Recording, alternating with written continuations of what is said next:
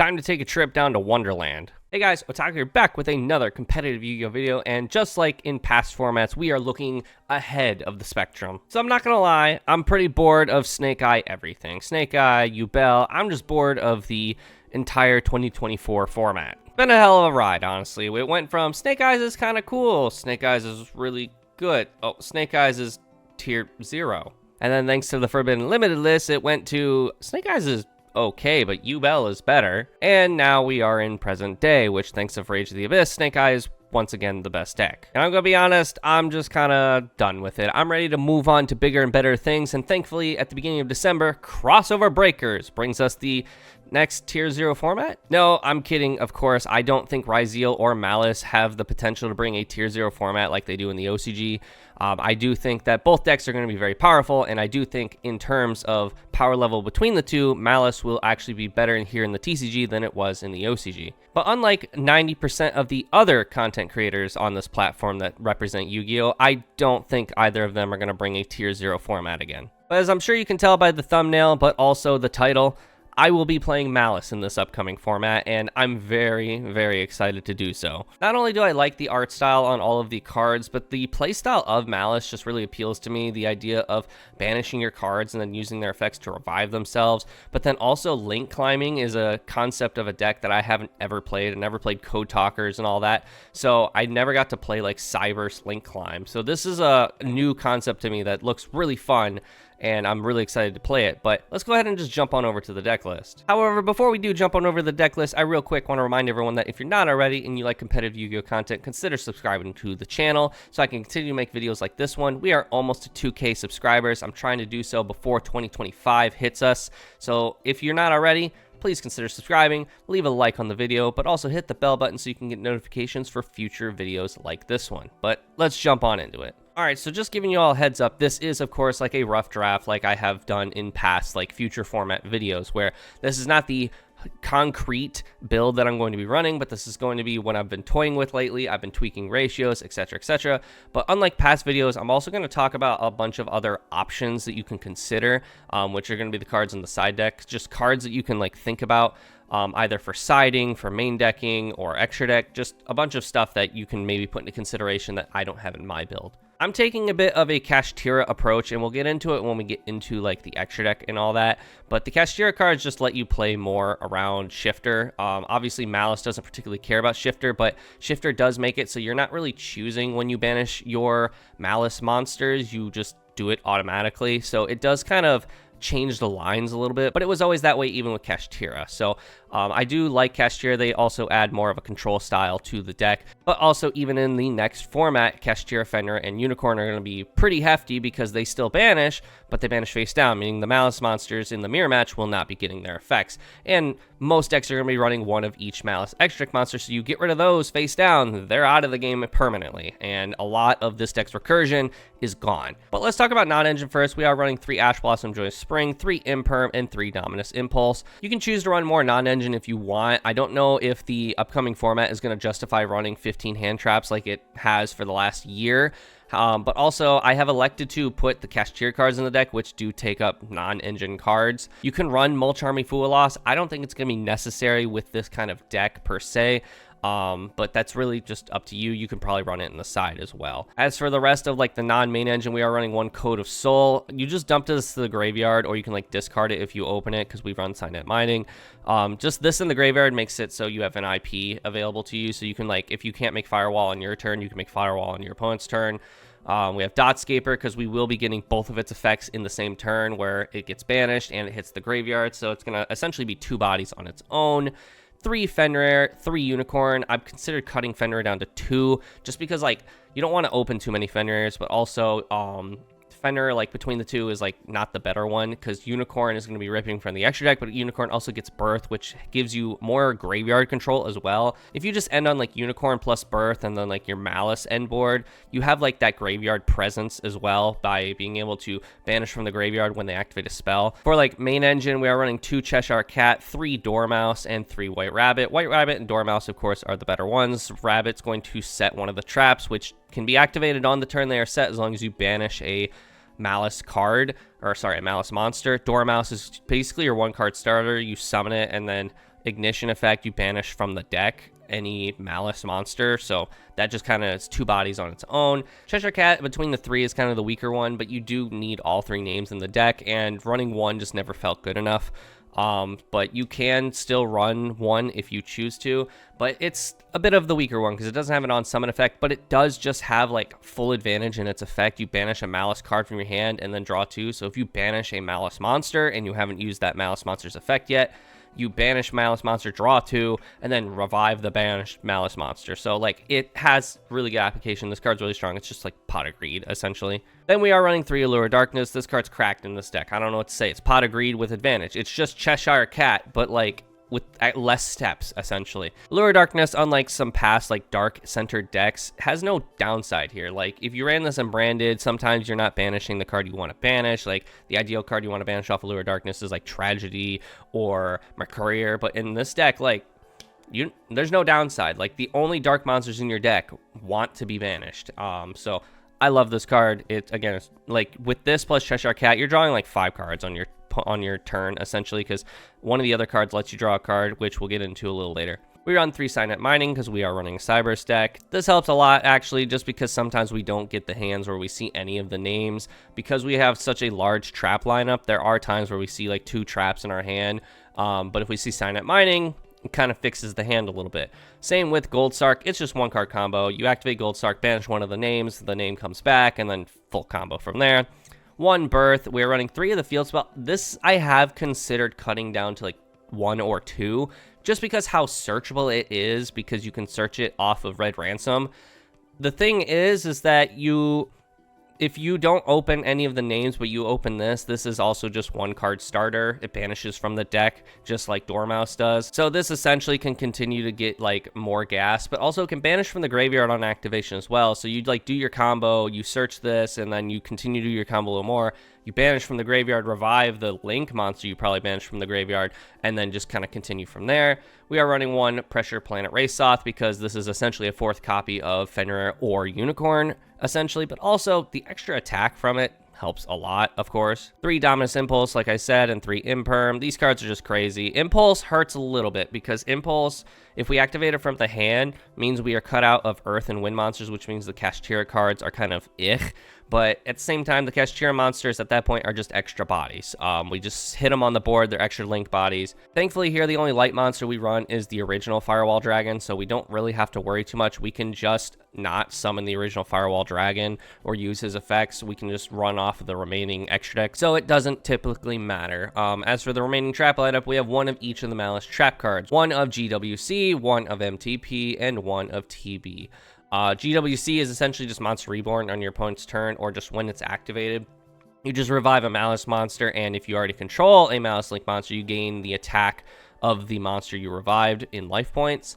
You then have MTP, which just adds a Malice monster from deck to hand, but you also, if you control a Malice Link monster, banish a card on the field. And then TB11, where you just special summon a Malice monster from the deck, or if your opponent controls 3 or more cards, you can special summon a Malice Link monster from the extra deck. The monster you summon can't attack, and it can't activate its effects when it is summoned. You would have to leave the field and then come back as a new card, which happens, it helps, it doesn't really matter. This is kind of like the card you use on your turn, whereas the other 2 you kind of use on your opponent's turn for like interruption. GWC just helps not lose in time, which this deck, you know, it burns. Almost all the banish effects hit you for damage, so time is going to be a thing. But at the same time, if you're doing the mirror match, then it's a matter of who can get their life points back up higher, essentially. But let's quickly jump into the extra deck here. For the extra deck, we are running 1 of Deciverm and the Aggregator plus the Terahertz. The Aggregator and Deciverm are just targets to send off of the Terahertz. Deciverm is when your opponent activates Spell or Trap, banishes from the graveyard, negate the Spell or Trap.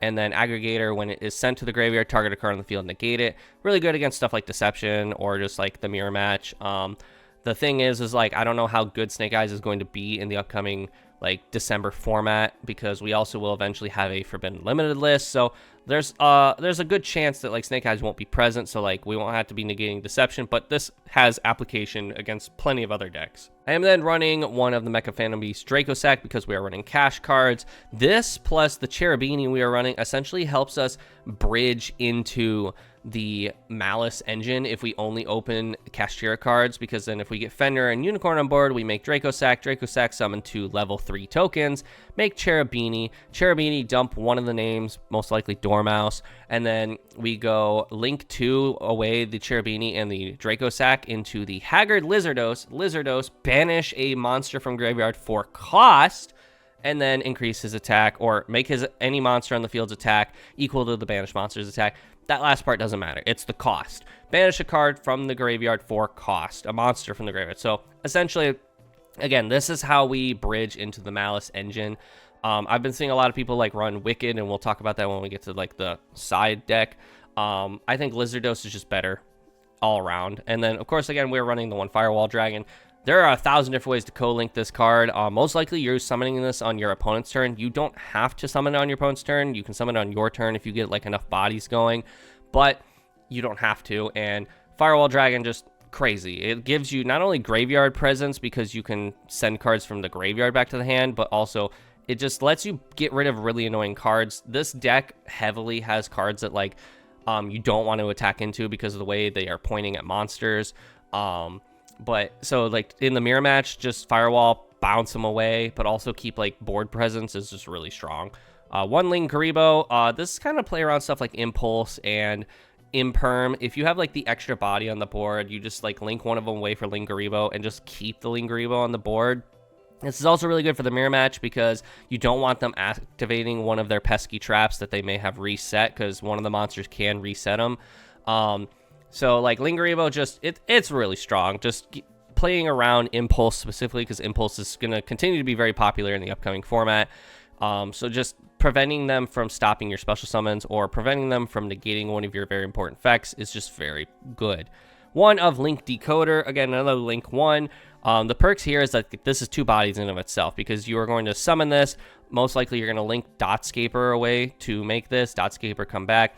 Going to link this away again to eventually make the Protect Code Talker, or honestly its first effect, or its only effect, also applies when you link summon into any of the Malice monsters. Basically, when you use as link material to make a Cyberse link monster with 2300 or more attack, bring it back from the graveyard, banish it when it leaves the field. It's 2 bodies in of itself. Then we are running 1 of each of the Malice link monsters, 1 of the Hearts of Cryptor, 1 Red Ransom, and 1 White Binder. Hearts of Cryptor, I find myself not ending on, but I will make it off of Heat of Soul, or Code of Soul, I mean. But essentially, just quick effect, return a banished Malice card and shuffle it into the deck, and then banish 1 card on the field, non-targeted. When it is banished, bring it back, 900 for cost, and then double its attack, so it's 5k. This in combination with the field spell, because the field spell has a bonus effect that if all 3 of your Malice traps are banished, all of your Malice link monsters gain 3k attack. This thing can be like 8k and just go for game. This thing is crazy. The thing is that it is a Link 3, and it demands 3 monsters. It needs to have 3 monsters, and one of those monsters needs to be a Malice monster. So this thing's a little bit more annoying to make, but this is essentially your boss monster. 1 Red Ransom. This is kind of like your first one you're going into. You summon it, you search out the field spell if you didn't have the field spell, and then when you banish it, you can bring it back and then banish a Cyberse monster from the deck, usually Dotscaper, or one of the names if you need to get to one of the names. And then we have 1 White Binder. When this is special summoned, target up to 3 cards in either graveyard, banish them. So it's like soul release, essentially, and it's on summon. So the idea is that you have this in the graveyard, you revive it off of GWC when you are ready, and then you kind of have more control over your opponent's graveyard. But also when it is revived off of its banish effect, it will draw you 1 card.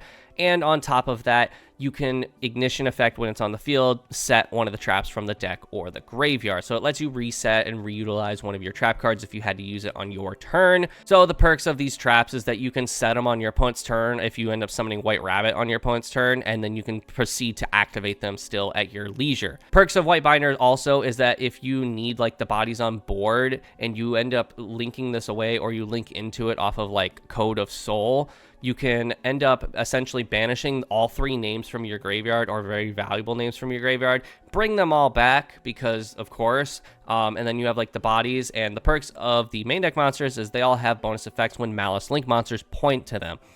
The Cheshire Cat, any monster destroyed by battle with a link monster that points to it is banished instead.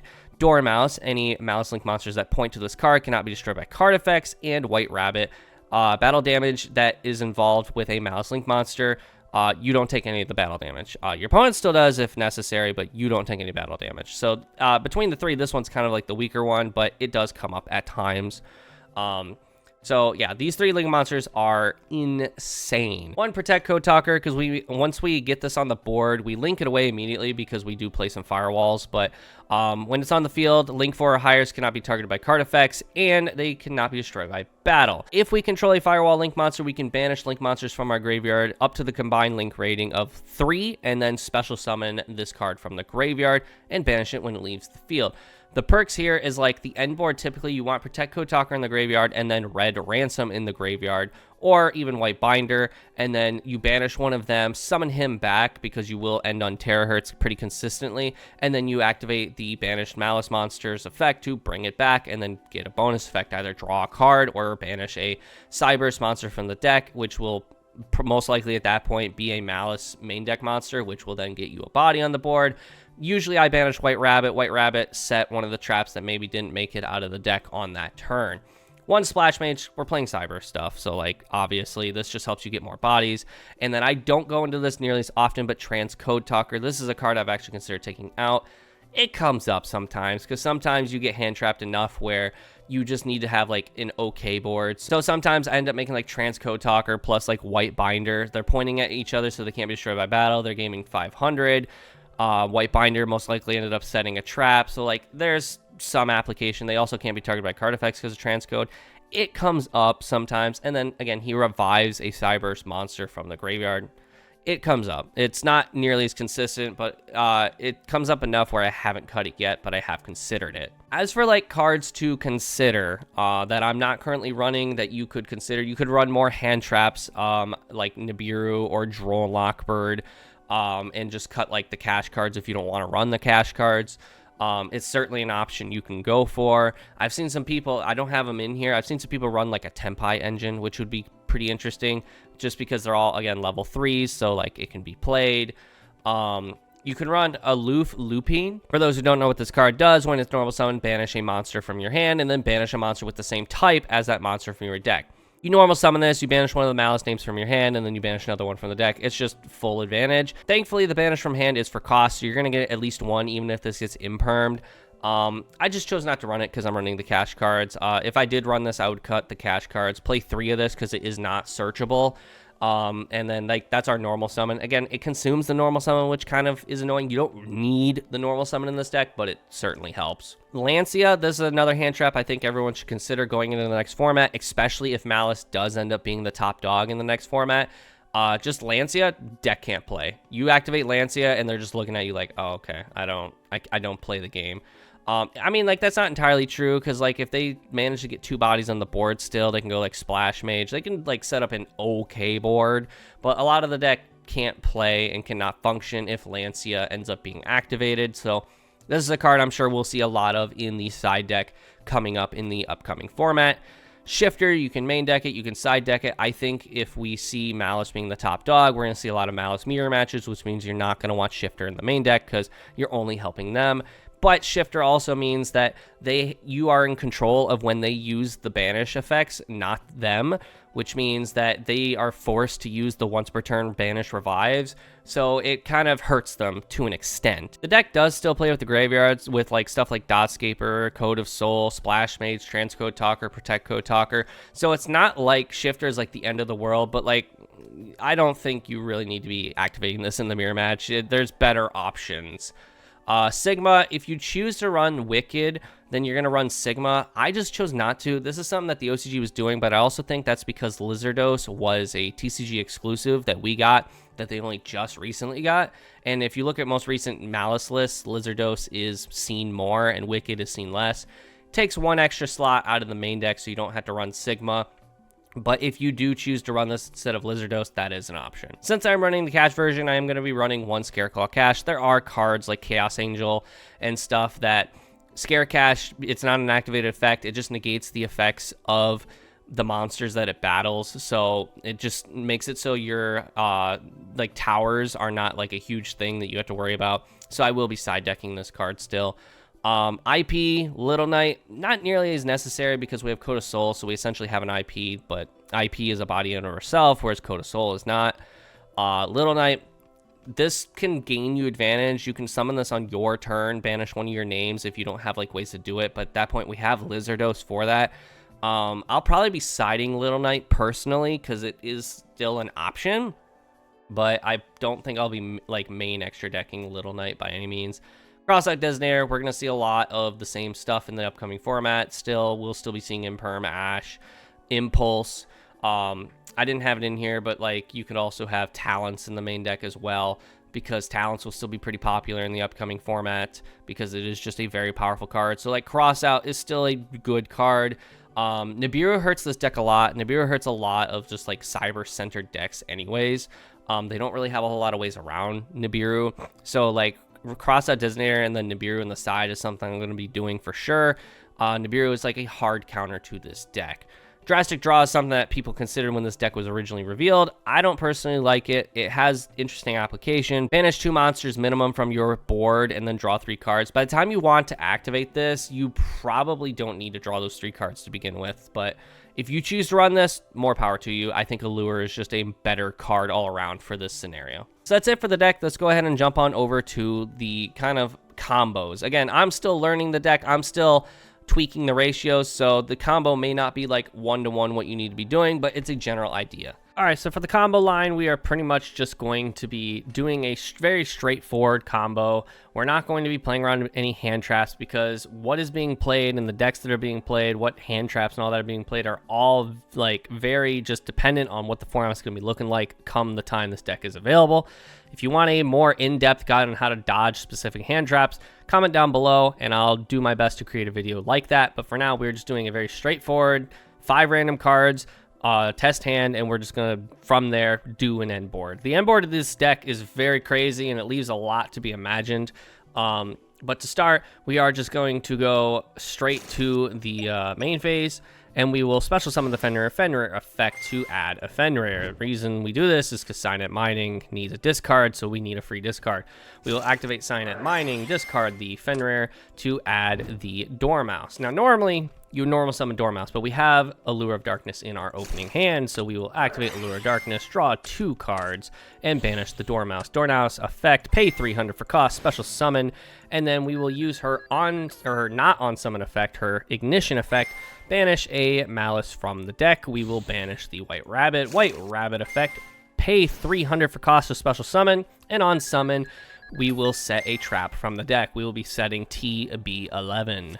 Now, normally here I would link 2 into Haggard Lizardos because we could still get the banish effect off of Dormouse. We can't do that here because we have already used her banish effect. So instead, we will link 2 into Splash Mage just so we can get a link 2 on the board and kind of link climb from here. We will use his effect, revive White Rabbit or Dormouse. It really doesn't matter. And then we will go link 3 into Red Ransom. We will use Red Ransom's effect to add the field spell, and we will not be shotgunning the field spell here because we have no like major application to it just yet. But instead, we will be activating the TB11, and to do so, we have to banish the Red Ransom because we just set the TB11 this turn. So we'll banish the Red Ransom, activate the effect, special summon the Cheshire Cat, and then on resolution, we will go Red Ransom, pay 900 for cost to special summon, and banish a Cybers monster from the deck. So we will be banishing our good friend, the Dotscaper. I accidentally put him on the field, but we will be banishing him. New effect to put him on the field. From here, we will link away the Dotscaper to special summon the Link Decoder, and then we will go link 3 into the White Binder. Normally, we would go to Protect Kotaku here, but we were missing 1 body, which is unfortunate. It's fine. We could technically use the Fenrir, but we want to keep him on the board for like presence. And one could even argue that we could have used Malice in Underground to banish the Cheshire Cat to get another Cheshire Cat on the board because we haven't used her banish effect yet. But we decided we just weren't going to go that line. This is where like Haggard Lizardos to start, and then later you go into Splash Mage, gets you like that extra body. Unfortunately, that just wasn't an option this time around. But we just go into White Binder, and we will use her on summon effect, and then chain 2 the Link Decode because we summoned a Link monster with 2300 attack, a Cybers Link monster, so we will special summon him from the grave, And then we will be banishing only one card off White Binder, which will be the Cheshire Cat. New Chain Cheshire, pay the 300 for cost to special summon. Then we'll immediately link 5 into the Terahertz. You could go link 3 here for the Protect Code Talker. However, you just unfortunately won't be able to get to the Terahertz at that point. So we just want to rush into the Terahertz at this point. We will now go Malice and Underground, banish the White Binder from the graveyard, and use White Binder's effect, pay 900 for cost to special summon, and draw 1 card. The card in question that we end up drawing is just another Infinite Impermanence, which is fine. We end on 2 Imperms. That's powerful. We'll then use her Ignition effect to set the GWC from the deck. You could technically set the other one that you just had in the graveyard for cost. Or to set it for the end board. GWC has a lot more playability from there. We're going to go ahead and activate the Terahertz to send the Code of Soul to the graveyard, so we have like the ability to link summon on our opponent's turn. And then from here, we are pretty much done. We're just going to go ahead and set the 3 traps in our hand. And we have like really nothing to lose because we have all of the cards we want in play at this point. So we're just going to fire the Allure of Darkness, and if it misses, it misses. But thankfully for us, it doesn't miss, and it draws the 3rd Imperm.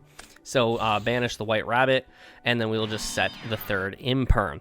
The cool thing here is, so obviously the draws off of Allure of Darkness could be any cards. So having the 3 Imperms on the end board, take that with a grain of salt, because you're not going to always guarantee that, obviously. You could be having Ash Blossom in hand. You could be having more Engine. You could actually draw into the card you don't want to draw into. It's possible. But this end board's kind of cool. This end board's really crazy. So you can either choose to shotgun the MTP, and then you can banish a card on your opponent's board, but it says you can banish 1 card on the field. So ideally, because of the end board we have, you would actually banish the White Binder. You would then actually use the White Binder effect, pay another 900 to special summon herself, use her effect, banish 3 names from the graveyard, so Red Ransom and probably like White Rabbit and the Cheshire Cat, or the Dormouse, whichever one. And then from there, you have like a full board full of just plenty of names. And then obviously you have all these battle phase effects as well, or sorry, not battle phase effects, but like battle phase conditions essentially from the White Rabbit and the Dormouse and the Red Ransom. And then on top of that, you're drawing 1 more card off that White Binder. So just off of this, you get like a full board of bodies. The Terahertz can send away the Deciphirm or the Aggregator, depending on the matchup, what you're going to want to try and negate right out the gate. And then once you have the full board of bodies, you can make Code of Soul effect to make the Firewall Dragon, which will then further, because Firewall will guarantee to be co-linked, whether you keep White Binder or you keep the Red Ransom on the board. You can guarantee that for sure. You could also technically just make the Hearts of Cryptor, which is a quick effect banish non-target, which is powerful. Obviously, this end board, we have 3 Imperms, and then we have the 1 GWC, which can revive from the graveyard, gain life, because we will certainly have it, is just also really, really strong. The unfortunate thing here is, like, there's a lot of layers that could be added here. Like, if you had Protect Code Talker, you don't have to use your Malice Trap card to banish the White Binder just so you can get like the names banished and then revived. You could actually just use like Protect Code Talker, banish the Red Ransom, and then Red Ransom can revive itself. And then you have Protect Code Talker, which is protecting your Link 4s or higher, aka the Terahertz, from being targeted or destroyed by card effects. We obviously have Fenrir here for protection. There's like a lot of really cool layers to the end boards of this deck that just really has a lot of appeal to me. I like the idea of all these cards being able to co-link, but also the placement of your cards, your zones, matters a lot, because a lot of the effects are dependent on what cards are pointing to, if they're pointing to anything, etc., etc. I like this a lot, but let me know what your thoughts are in the comments down below. Don't forget to leave a like on this video, subscribe if you're not already and you like competitive Yu-Gi-Oh content, but you would also like to see more Malice content. And also, I will see you all in the next video. See ya!